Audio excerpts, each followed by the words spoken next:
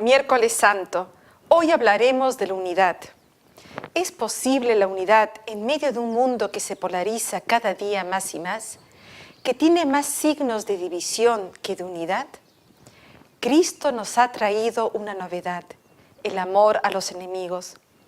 Y así nos ha amado, y así nos ama, y así pide que nos amemos los cristianos, para que el mundo, viendo este signo de unidad, se aleje de la división y el rencor y se sienta atraído por la unión y la caridad.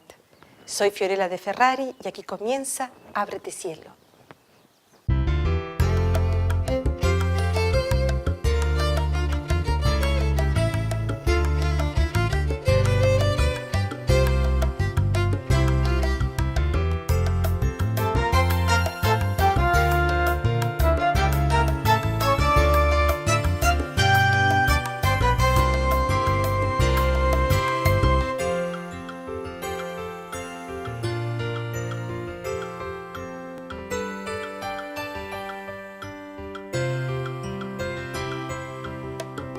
Ábrete cielo para este día en que necesitamos hacer el Evangelio de la unidad, para hablar de la unidad. ¿Cómo estás tú, Oscar Silva? Muy contento. ¿Es muy contento? Muy nervioso Con también. esa misma contentura, por favor, explícanos a los que estamos viendo el programa, ¿dónde estamos? Que yo nunca sé dónde estoy parado. Estamos en el centro que tienen los franciscanos para los estudios de Tierra Santa. Al fondo de nosotros se ve la cúpula dorada, que es la mezquita de los musulmanes aquí en Jerusalén, que la han construido sobre la roca donde Abraham iba a sacrificar a Isaac y donde estaba el templo de Jerusalén, por lo cual los judíos hoy día sufren enormemente. En esta zona, antiguamente, se supone en tiempos de Jesús, estaba construida la Torre Antonia, que era la torre donde estaba la guarnición romana. En este sector, por lo tanto, hoy día estamos haciendo este programa. Así es, así es. Bien, entonces vamos a proclamar este Evangelio de San Juan, que dice así: cuando salió, dice Jesús. ¿Quién salió? Cuando salió Judas. Esa es la parte anterior del Evangelio, ¿se acuerdan? Cuando salió, dice Jesús: ahora ha sido glorificado el Hijo del Hombre, y Dios ha sido glorificado en él. Hijos míos, os doy un mandamiento nuevo, que os améis los unos a los otros, que como yo os he amado, así os améis también vosotros los unos a los otros. En esto conocerán todos que sois discípulos míos, si os tenéis amor los unos a los otros. Oscar Silva, ¿qué dices tú de este maravilloso evangelio sobre la unidad?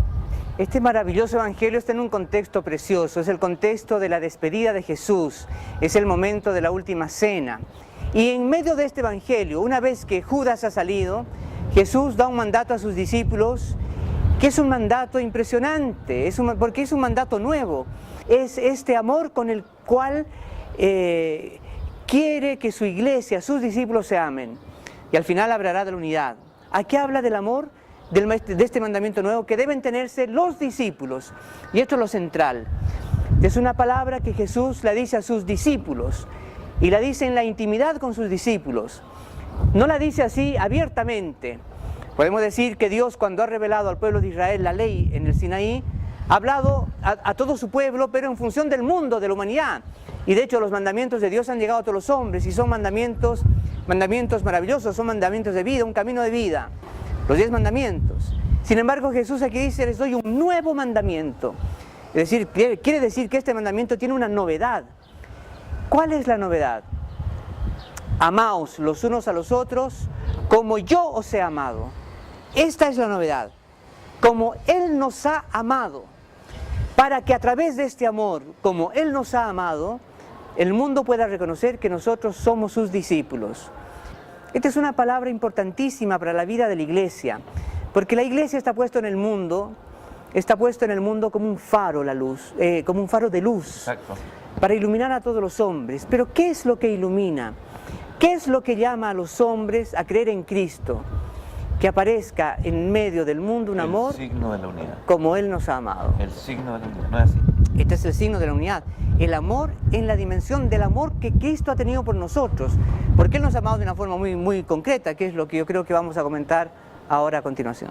Claro, nos ha amado de una forma muy concreta y el Señor ha abierto un camino, a pesar de que yo creo que el signo más grande que hay en el mundo de desunión es Jerusalén. Si ustedes vieran, yo creo que es así, ¿no? Ha sido, sí. Si ustedes miran aquí la cantidad de ideas, de conceptos, de religiones, de odio, se darían cuenta que hay... Que esto es como... Aquí hemos venido a buscar la unidad aquí, hemos venido a transmitir desde aquí un programa para la unidad, cuando aquí hay tanta división. Sin embargo, el Señor ha escogido un pueblo y ahora está preparando un pueblo. Un pueblo al cual Él, con la historia que le ha dado, lo ha hecho madurar para llegar a esto. Lo que Él decía, Dios no es un irresponsable. No le va a pedir a alguien algo que previamente no le ha dado. Yo los invito sinceramente a escuchar esta palabra, a reflexionar sobre esta palabra, porque, hermanos, yo creo que este es un tiempo, yo creo que este es el tiempo. Hay un tiempo donde el Señor abre una puerta, y ha abierto una puerta, y hoy se están viendo más que nunca en el mundo los signos de la desunión. Hoy día se están viendo en el mundo signos macabros, pueblos enteros que pierden la fe, pueblos enteros que pierden la unidad, pueblos enteros que pierden la esperanza. La unidad es posible en una perspectiva maravillosa, en una perspectiva increíble, en que vean nosotros los signos del amor. Yo como papá tengo una familia con 7 hijos, y yo veo que es inevitable que mis hijos tengan diferencias, cada uno está luchando por su identidad, cada uno quiere lograr su identidad. Sin embargo, alguien tiene que morir, alguien tiene que contener esto, alguien tiene que dar la vida para que la unidad pueda aparecer, y apareciendo la unidad, aparece la paz. Dios ha dado a sus discípulos, para que aparezca en el mundo la unidad, les ha dado un mandamiento, este mandamiento del cual decíamos, ámense como yo los he amado. ¿Cómo nos ha amado Cristo? Cristo nos ha amado siendo nosotros sus enemigos. Esta es la singularidad de este amor. Esto es lo nuevo en la tierra.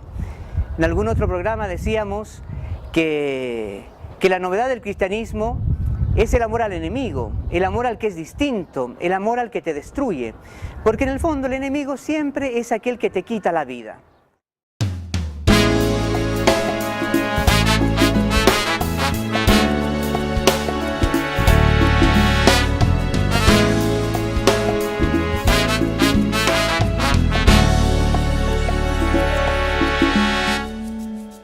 Si de todas maneras nos llega la noche, un canto se escuchará como campanas desde la tierra al final. Y aunque con más fronteras se aparten los hombres, el tiempo no borrará tantos esfuerzos para la unión y la paz.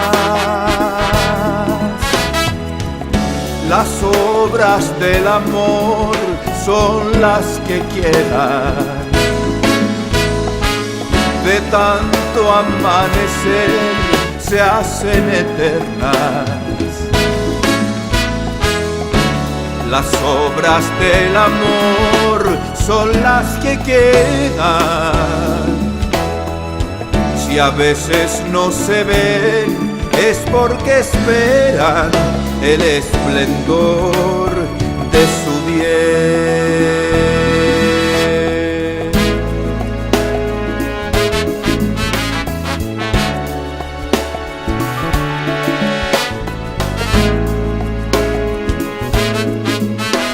Nada las puede esconder. Si el mundo de esta era la luz reconoce, podrá al fin recuperar lo que ha perdido de su total libertad. La vida que nos lleva no queda en la noche, y espera la humanidad nuestra esperanza, vida, camino y verdad. Las obras del amor son las que quedan de tanto amanecer, se hacen eternas. las obras del amor son las que quedan. Si a veces no se ven, es porque esperan el esplendor de su bien.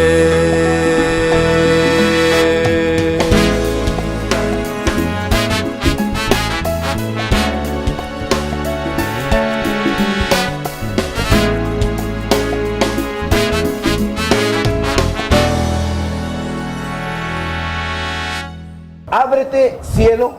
Volvemos ahora que nuestros hermanos árabes, nuestros hermanos palestinos han estado rezándole a Alá. Musulmanes han estado rezándole a Alá. Nosotros estamos aquí rezándole al Señor, pidiéndole que un poco el viento se vaya, porque esto hace ruido y a ustedes les puede molestar, pero no importa, a nosotros no nos molesta, vamos a seguir hablando de la unidad. Y tú estabas hablando algo importante acerca de los signos de división que era para tu vida, tener más hijos, tu papá, la división. ¿Sabes lo que yo recojo un poco de lo que decías tú? El amor al enemigo estoy hablando. Claro, pero en el fondo yo creo que lo que Oscar decía, ¿cómo no va a ir a dar un signo de unidad al mundo si no perdona a su papá por la historia que ha tenido con él? ¿Cómo? Porque eso es una división. ¿Cómo yo voy a dar un signo de unidad al mundo si tengo problemas con mi mamá? ¿O estoy dividido con mis hermanos? ¿O estoy dividido con mis hijos? Claro que no estoy diciendo que hay cosas que son irremediables porque no está Jesucristo.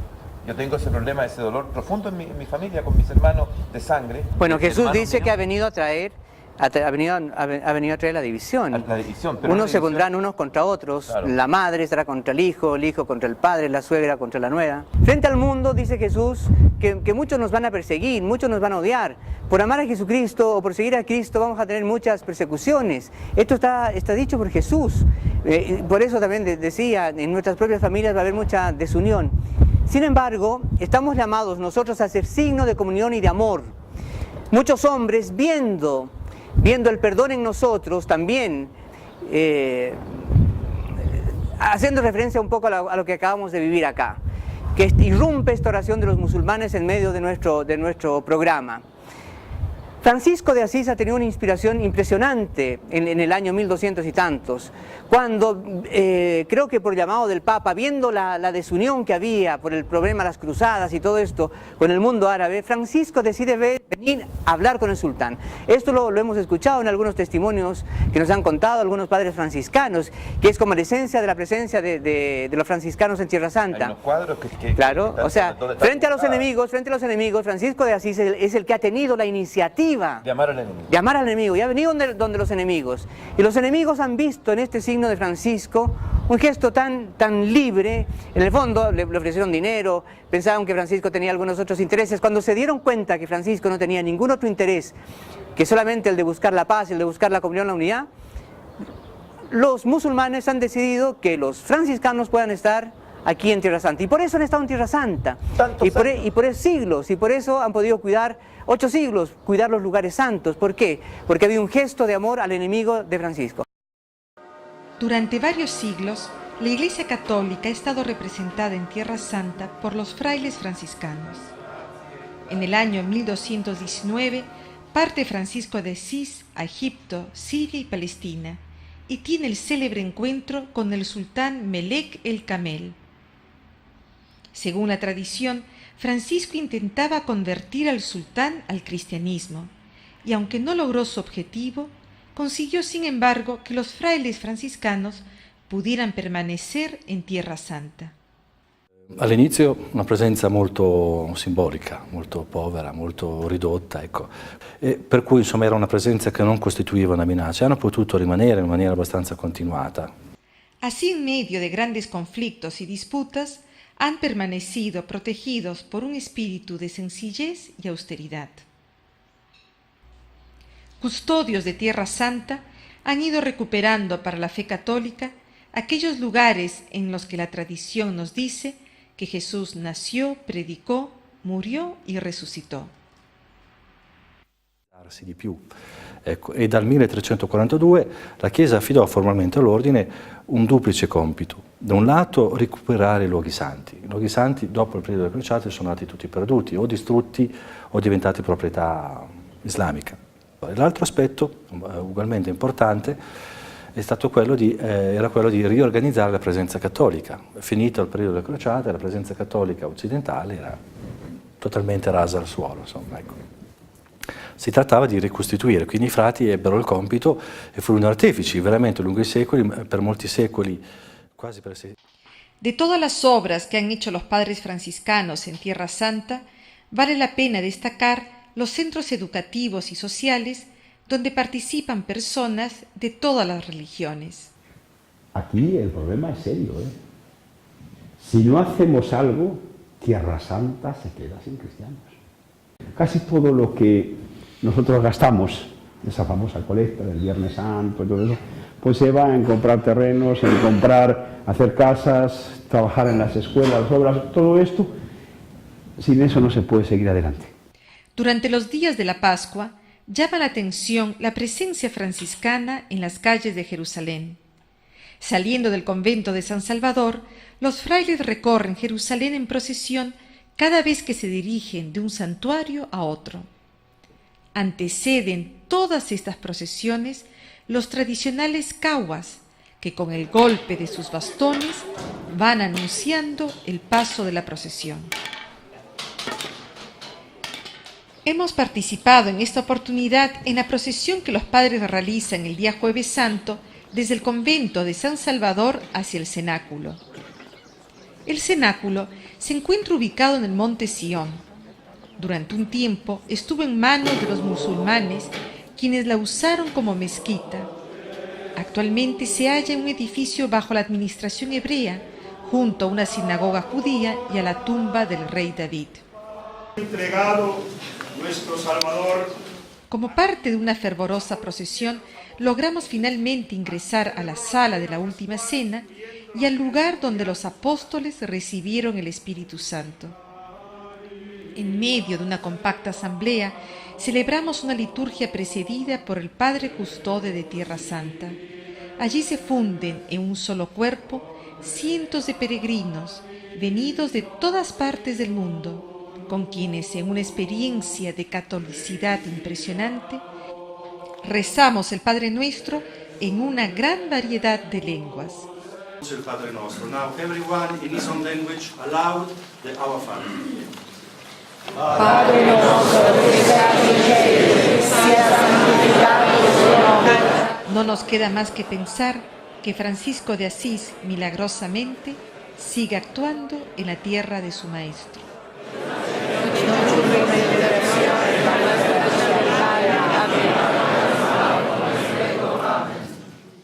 Que no se nos pierda el hilo, la unidad. Porque claro, hay muchas cosas que podemos hablar. Hay una fundamental, que es la siguiente. El mundo va a reconocer que somos discípulos de Cristo si ve el amor entre nosotros en esta dimensión, del amor con el que nos ha amado. La iglesia primitiva, los 3 primeros siglos de la iglesia, pudieron cambiar, podríamos decir, la civilización de la época. El imperio romano se transforma y al final Constantino, el emperador, se convierte al cristianismo porque en el fondo ve también que el cristianismo ha sido como un fermento en medio de la sociedad, en medio de la cultura. Porque los cristianos habían realmente dado un testimonio impresionante de amor entre ellos. Es decir, el mundo romano, viendo cómo se amaban los cristianos, la comunión que había con ellos, en ellos, cómo se cuidaban, cómo se ayudaban, cómo ayudaban a los pobres, cómo se preocupaban de las familias, de los huérfanos, cómo entre ellos había un amor que lograron decir este signo maravilloso, que Jesucristo es Jesucristo quiere que se pueda decir esto de nosotros. Miren cómo se aman los cristianos. Cuando esto aparece en el mundo, aparece la misión de la Iglesia como un hecho concreto en la historia. Exacto, pero la misión de la Iglesia que no es una misión de hipocresía. Alguno dirá, ¿qué hipocresía los cristianos? ¿Cómo se aman? Si eso no se puede decir. Para eso tenemos que ser agrupados, un club deportivo, tenemos que ser todos nazis, o todos comunistas, o todos pensar de la misma manera, o todos pensar de esta otra manera. Todos tenemos que estar agrupados. No existe eso. ¿De dónde va a salir eso? Que yo tengo una experiencia de comunidad más de 20 años, y ahí justamente lo que dio la Iglesia, lo que Jesucristo, lo que el Padre, lo que el Espíritu Santo, lo que Dios Padre ha logrado destruir en nosotros, ha sido justamente la hipocresía y reconocer en el otro como enemigo, pero no andar con cuentos de que porque el otro no piensa como tú, el otro es distinto a ti. Además que ahí está la belleza. Yo por lo menos he tenido esta experiencia de que me he fijado, por ejemplo, que siempre hay hoy día esta moda de casarse entre tenistas con tenistas, actores con actores, no sé, y hay una cosa, no estoy haciendo ningún juicio contra ninguno de ellos, pero hay una cosa así como que piensa igual, mi alma gemela, que piensa igual a mí. Y resulta que yo por lo menos con mi mujer, yo creo que Dios nos ha hecho absolutamente distintos. Pero justamente la riqueza está en esta diversidad, en que somos distintos. Y muchas veces eso se transforma, y para salir de la hipocresía, en que mi mujer también se vuelve mi enemigo. Porque no creen ustedes que en esta comunidad en la que estamos, pensamos todos iguales. No es así. No es así, llevamos 20 y tantos años y no se piensa igual. Y hay diferencias políticas, por ejemplo, porque hemos recibido diferentes formaciones. No creen ustedes que esto es la hipocresía. Y entonces el otro te mata. El otro te mata. Claro, porque si tú piensas que es lo bueno para el país, y el otro dice, no, lo bueno para el país es B, y se producen estas discusiones al centro de la comunidad, y resulta que, pero no nos matamos. No nos matamos. Está este perdón en la dimensión del amor al enemigo. Esto es lo que sostiene al mundo, el amor al enemigo. Por eso Dios ha dado el ejemplo de este amor. Esto es lo que da la unidad, el amor al enemigo. Porque Dios no nos quiere a todos pensando igual. ¿Querrías tú a tus hijos pensando todos igual? ¿Te imaginas? Yo creo que sería horrible, ¿no? Imagínate que todos mis hijos fueran iguales. Lo más exquisito que tienen mis hijos, estos 7 personajes, es que son distintos, ¿no te parece? Claro. ¿Te imaginas que todos tus hijos fueran igual a la mayor? ¿O igual al menor? ¿Te imaginas? Sería una cosa horrible, serían como robots, mejor hagamos clones, y como en las películas no hagamos clones. Sería una cosa horrible. Pero yo, por ejemplo, he visto algo maravilloso en mis hijos. Algo maravilloso. Lo que más me impresiona es que Dios le ha dado a mis hijos, a cada uno una personalidad. Una personalidad distinta, un ser distinto. Esto es una cosa deliciosa y una misión distinta a cada uno. Y Dios me ha permitido ver eso en la oración, cuando rezamos todos juntos. Y son distintos, ¡qué delicia! Pero claro, entre ellos se producen unos problemas y se pelean en la mesa y cada uno quiere estar y cada uno quiere captar la atención del papá. Esto es delicioso. Cada uno quiere captar ¿te ha pasado a ti? Sí. Quiere captar y sin embargo, en esa perspectiva, cuando hablábamos o en otro programa hablábamos de la paz de Jesucristo, de la paz que era Jesucristo, esa es la paz. No es que seamos todos iguales, no es un totalitarismo como se ha querido hacer en el mundo tantas veces y nunca ha dado resultado. La maravilla está en esta delicia que siendo todos distintos, el universo, ¿sabe usted lo que significa universo? ¿Sabe lo que significa universo? ¿Qué significa? Significa uno y diverso. Es uno. Y coexisten todas las cosas, pero cada una con su identidad, cada una con su belleza, porque la belleza está, ¿saben qué? En la identidad. Por eso el demonio ha querido destruir la identidad de los pueblos, por eso el demonio ha querido destruir la identidad de las personas. Y que todos seamos iguales. Y que seamos todos iguales. Tú vas a Nueva York, los mismos edificios que hay en Sudamérica, los mismos edificios que hay en el África, los mismos. Porque quiere destruir la identidad de cada uno. Cuando la belleza está en eso es lo que va a crear la unidad. No la va a crear es que todos los judíos se hagan católicos o los musulmanes se hagan católicos o nosotros nos hagamos musulmanes. No está ahí, no habrá un signo de unidad así. Eso es como lo que hablábamos bueno, en fin. Bueno, otro aspecto, sí, está muy bien. Otro aspecto, sí. Es que hay muchas cosas que hablar y nosotros, cada uno tiene como su propia sensibilidad. De pensar, no somos iguales. Que somos distintos. Qué estupendo. Se da aquí, en este programa, la diversidad. Una cosa que creo que es importante acentuar hoy día en este programa es el problema que hoy día vive la Iglesia respecto de la unidad. Porque si este es el mandato de Jesucristo, tenemos que preguntarnos si realmente estos signos de la unidad y del amor en esta dimensión, del amor de Cristo, como Él nos ha amado, están presentes en el mundo. Tenemos que darnos cuenta de esto. Porque la Iglesia está viviendo un tiempo de renovación maravillosa. Hace 40 años prácticamente hemos celebrado el Concilio Vaticano II y el Concilio Vaticano II acentuó en 3 aspectos una renovación maravillosa: en el aspecto teológico, en el aspecto litúrgico y en el aspecto de declararse ecuménico, que en el fondo significa buscar la unidad de los cristianos, porque la unidad de los cristianos es un escándalo para... Perdón. La desunión de los cristianos. La desunión de los cristianos, perdón. Es un escándalo para todo, para el mundo. Muchas personas viendo tantas divisiones en la iglesia o tantas denominaciones cristianas, esto le llama la atención, posiblemente no de una forma consciente, pero inconscientemente el mundo no ve a la iglesia como una unidad, sino que ve, estos piensan de una forma, estos piensan de otra, los luteranos por aquí, los protestantes, los evangélicos, todos con su propia idea. Y la iglesia está en esta, podríamos decir, en esta empresa preciosa de la unidad de los cristianos, pero también al interior de la iglesia. Hoy día constatamos de pronto dentro de nosotros mismos, dentro de las propias comunidades cristianas, ciertas rivalidades, ciertos conflictos, también muchos signos bellísimos de comunión y de unión. Estamos llamados a ser signo de comunión entre nosotros, que el mundo pueda ver realmente que hoy día, en medio de toda la diversidad que existe de espiritualidades, de movimientos, de congregaciones, que pueda haber una comunión preciosa, y esto el Señor nos lo está dando de a poco. Hemos ido madurando en este sentido. Y otro aspecto de esto es dentro de la propia comunidad cristiana. Muchos hemos vivido nuestra experiencia cristiana o católica de una forma muy personal. Hoy día cada uno va a la iglesia, a la misa, a la parroquia, buscando de alguna forma, no sé si esta es la palabra, pero satisfacer su necesidad religiosa. Individual, claro. De forma individual. Y la gran novedad del cristianismo en la humanidad, en la historia, en la civilización, ha sido la comunidad cristiana. La comunidad cristiana.